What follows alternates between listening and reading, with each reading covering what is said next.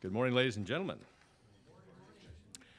Welcome to our CropLife Foundation Seed Treatment Benefits launch event. Thank you for joining us here in person and on the telephone. I understand there are about 10 or 12 folks already on the telephone with us as well, so welcome. It's a real pleasure for CropLife Foundation to gather together with you here at the National Press Club today as we unveil this important document on seed treatment and its benefits to modern agriculture. Hopefully you all have already picked up a copy of the full report, and we'll page through it as we talk here this morning. I'd like to take a moment to introduce the participants in this morning's panel discussion, which will begin in just a few minutes after I take you through some of the highlights of the new study we're releasing today. Joining me on the panel will be Andy Levine, President and CEO of the American Seed Trade Association, and Tim Burrick, a farmer from Iowa and Vice Chair of the Board of Directors of Truth About Trade and Technology, based in Des Moines, Iowa. Thank you, Andy and Tim, for being with us today.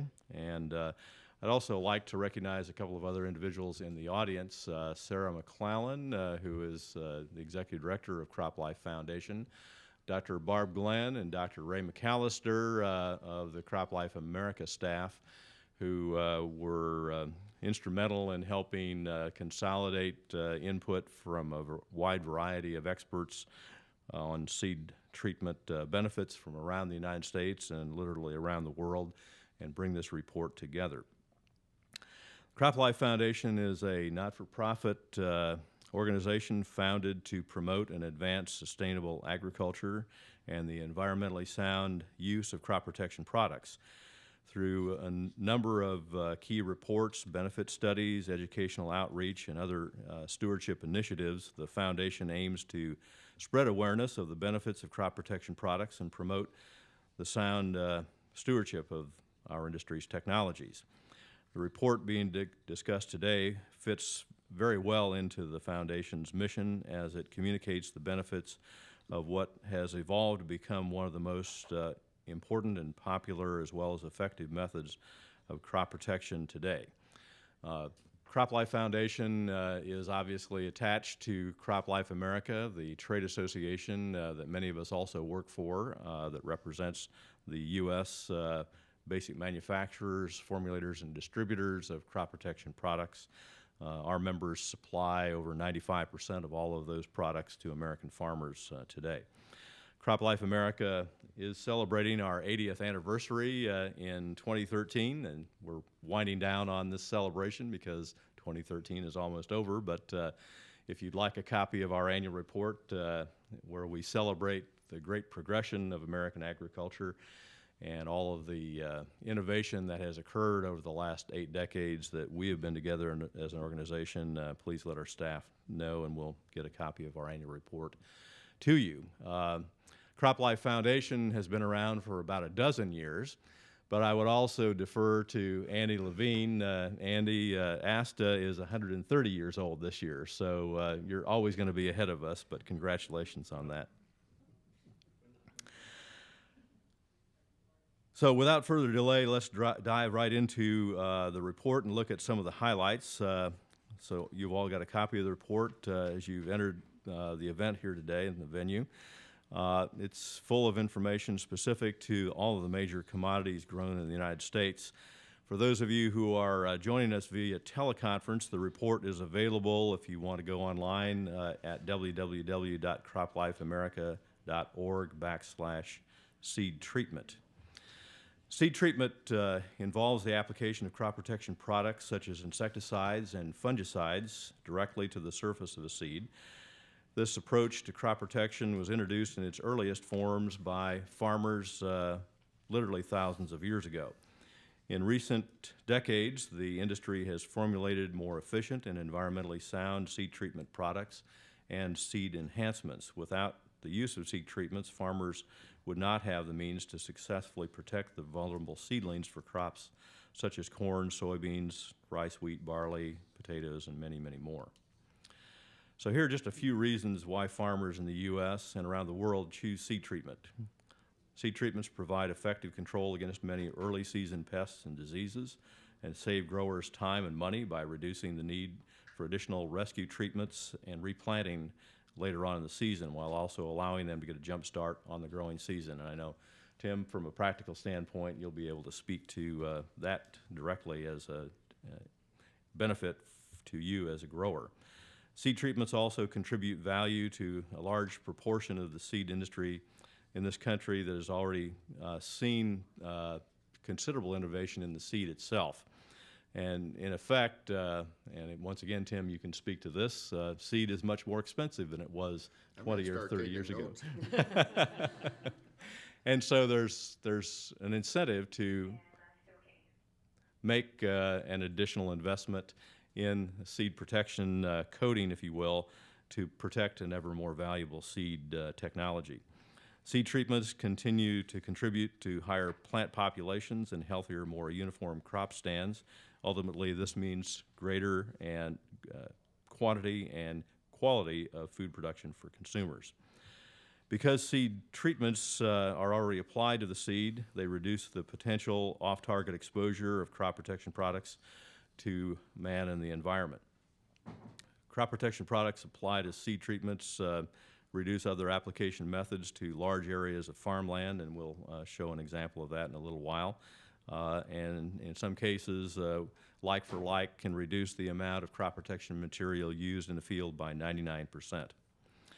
Enhancements of products such as polymers and other coatings that aren't technically crop protection active ingredients have also been part of the innovation stream in seed treatment progression, and we'll talk a little bit about some of those innovations as we go along this morning.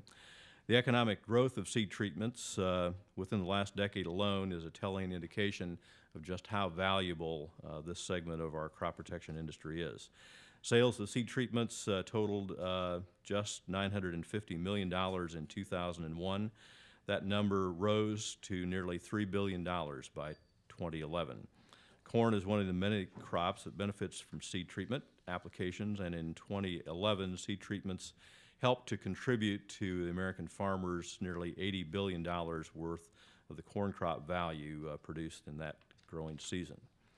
These are just a few of the key points outlined in the report that demonstrate the importance of this tool for modern agriculture.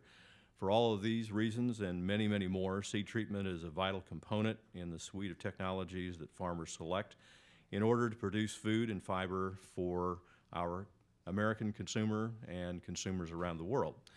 And it's important to emphasize that agricultural exports are an ever-growing key part of the health of the U.S. farm economy. Secretary Vilsack just 2 weeks ago announced a new record value for U.S. agricultural exports in the fiscal year ended September 30, exceeding $140 billion.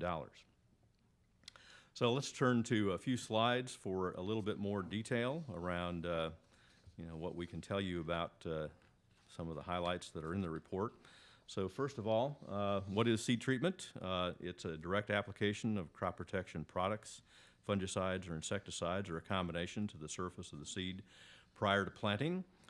Uses are to suppress, control, or repel pathogens, insects, and other pests. Systemic pesticides, and especially fungicides, were first registered in the United States for seed treatment in the 1970s.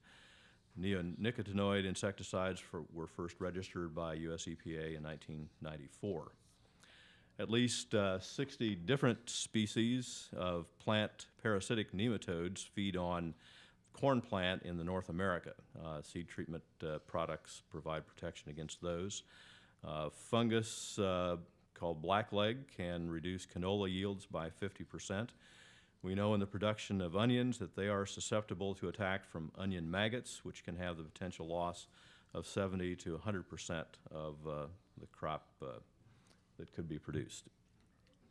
So what about the grower benefits that lead to healthier crops and other outcomes?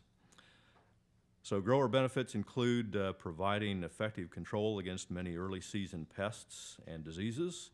Common pests controlled by seed treatment include nematodes, thrips, wireworms, cinch bugs, aphids, Colorado potato beetle, grape collapsus, and many others. Common diseases or pathogens controlled by seed treatment include Phythium, Rhizotonia, Fusarium, Phytophthora, late blight, downy mildew, and many others.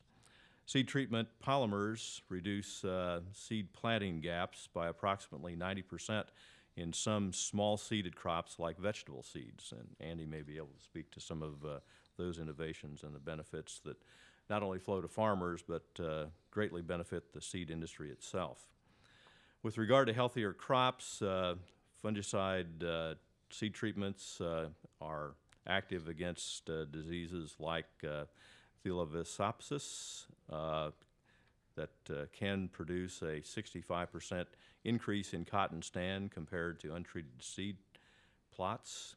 Seed treatment insecticides applied to rice seed in Arkansas reduced damage from grape collapsus larvae by up to 83%. Stands of spring wheat and barley increased by 25% when seed was treated with insecticide. In one Texas study, treated cotton seeds yielded 73 to 123 more pounds of cotton lint per acre versus the control. I mentioned a few moments ago the differential in the amount of active ingredient that may be needed for controlling a disease or an insect in an acre of crop. And this illustration in this slide just gives you a little bit of a visual of the magnitude of the differential of the amount of active ingredient. Once again, to help reduce the potential exposure off target to animals, humans, and other parts of the environment. We like to talk these days a lot about the importance and the advancements around precision agriculture. Mostly we think about very precise operation of machinery that's driven by GPS controls from satellites and allowing us to apply sprays and other treatments and direct sprayers so that we get much more precise application of pesticides or application of nutrient fertilizers. We reduce the amount of overlap in operations because of the precision direction from GPS controls. But actually, the technologies of seed treatment also provide a significant amount of precision increase. It can obviously reduce soil exposure by up to 99% compared to surface applications of some crop protection products. Applied rates of only 10 to 40 grams of active ingredient per acre might compare to up to a pound for a granular insecticide treatment. Technology is improved from application to ounces per 100 weight of seed to milligrams per individual seed. The economic benefits, which ultimately drive the response from farmers, are very real. Through increased protection and greater crop yields, the contribution to that $80 billion value of the U.S. Corn crop produced by American farmers in 2011 is very real. Sales of seed treatments, as I mentioned earlier, have nearly tripled over the last decade. Seed varieties developed through modern breeding techniques combined with effective seed treatments provide nearly 100% crop stand. Every seed can produce a mature plant. We made a mention of the neonicotinoid insecticides a few minutes ago. These products include imidacloprid, thimethoxam, and clothianidin. They provide broad spectrum control of a range of insects and reduce damage from, for instance, stink bugs and sugarcane beetles by 50 to more than 90%. Neonic seed treatments more than doubled the stands of sorghum in Louisiana research trials. UC Berkeley research on neonics indicates improved plant health and enhanced stress tolerance, especially under drought conditions. And I'd pause here and just remind us that a year ago we were all kind of shaking off the aftermath of a historic drought in 2012, and yet once all the counting got done, USDA reported that we had incredibly high yields thanks to a variety of innovations and technologies wisely used by the American farmer to help with drought tolerance. So there are many factors that influence the adoption of seed treatment, and they include changes in farm and production demands. Improved commodity prices over the last 5 or 6 years have certainly driven demand for seed treatment and enhanced productivity. Improved planting equipment, as an example, there are a lot of 36-row planters out there that can plant 1,000 acres a day or more. And Tim, you probably have experienced some of those long days, but very productive days in planting corn crop. Increased adoption of conservation tillage has, of course, been another important innovation in American agriculture and elsewhere around the world. But we also know that conservation tillage changes the environment for planted seed. Another reason why protecting seed with seed treatment in combination with conservation tillage advancements drives innovation and productivity. Improved protection of biotechnology enhanced seedlings is also important, and I talked about the higher value and expense of seed, another reason to protect the seed. And then lastly, increasingly efficient seed treatment equipment is out there as part of the overall innovation scenario that we're talking about here today. So, ladies and gentlemen, thank you again for allowing me to give you this quick overview of a very comprehensive report of a very important technology of our industry. I'd now like to introduce Andy Levine from the American Seed Trade Association to provide a seed industry perspective. Andy?